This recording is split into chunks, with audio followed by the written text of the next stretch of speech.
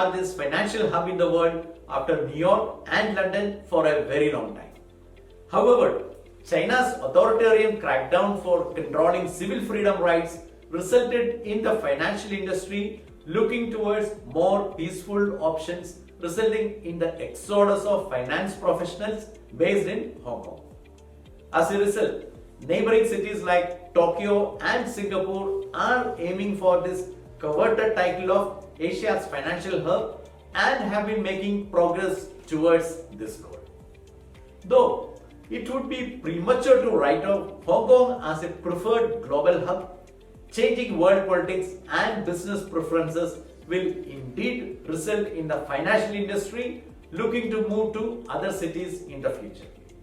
Discussions have also led to Mumbai being included in this consideration set due to its existing reputation as a financial capital of India.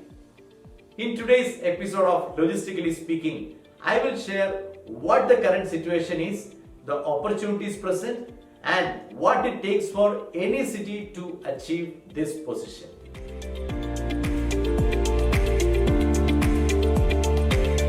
In the logistic industry, the concept of the hub and spoke system for cargo movement is widely known. The concept can be extended to financial activities also, where a hub takes care of the requirement and investment in the region or spokes, also connect them to other global financial hubs to facilitate the flow of money and investment. With major economies of the world like US, UK, China and Japan separated by physical distance and regional politics, there is always going to be need for these countries to leverage their influence by acting as a hub. Let's begin by taking a look at the requirement for becoming a financial hub. Number one, the city should be pro-business.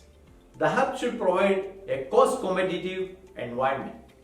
It should have an excellent world-class infrastructure.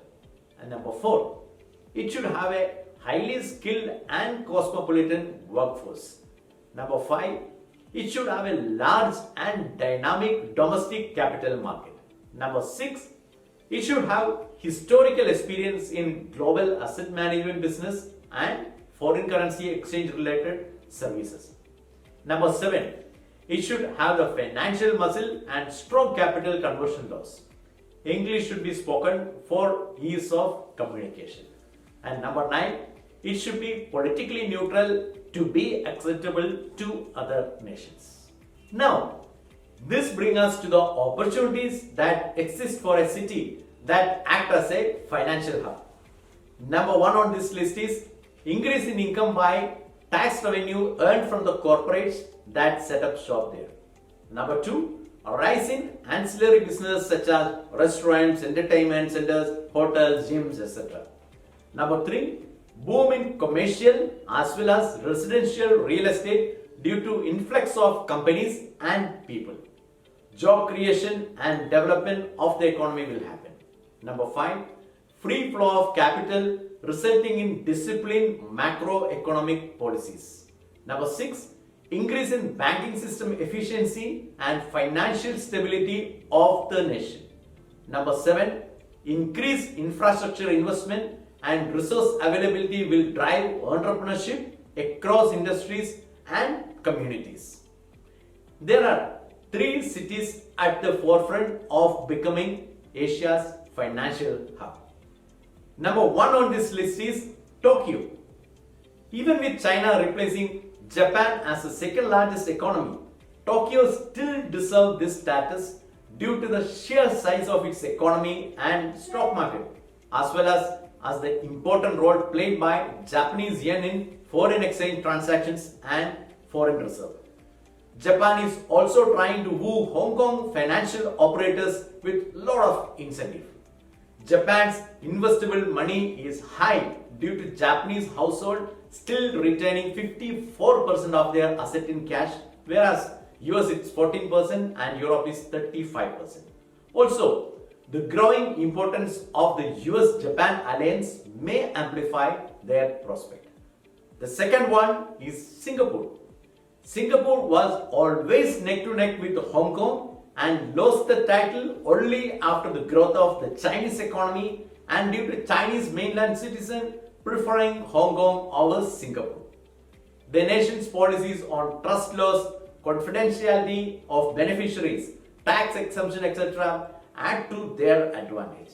Similar to Japan, Singapore also made several key announcements to attract multi-billion-dollar hedge funds and private equity firms.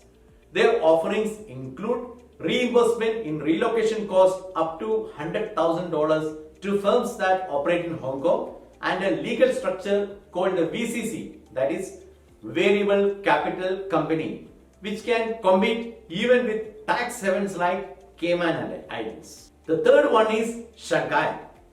The rise of China to become the second largest economy in the world brings in investment opportunities across the country. Yuan's international status and Shanghai exchange capitalization strength being the world's third biggest along with the government support helped the city to grow as a financial hub. Shanghai offers inclusiveness, the pursuit of excellence, cultural diversity and abiding modesty. The Chinese government's 5-year plan starting from 2021 is to make Shanghai a global financial center by 2025. And then we have Mumbai, India's economical capital. Mumbai has a long history of being a hub in the old days of opium, of course when it was legal, and textile trade.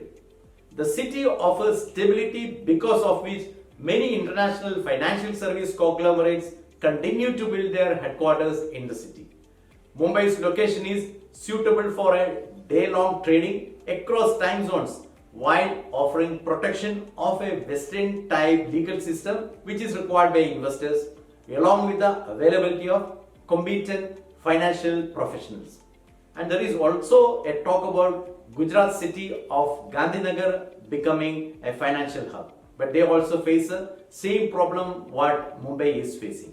The hurdle is India is yet to start offering any incentive to attract financial operators or plan any legal support or laws to give freedom, which is essential for financial hubs. Also, presently India does not allow full capital convertibility and plays only a small role in global currency trade. Given these factors, Mumbai or Gujarat still have a long way to go before being considered for the position of Asia's financial hub to the world. Though in the current situation, it may appear that Hong Kong may lose its position, it's here to stay at least for the considerable future. What will happen is that businesses currently considering an exit from Hong Kong will start setting up alternate bases in Tokyo and Singapore as a backup. So, the transition will be gradual.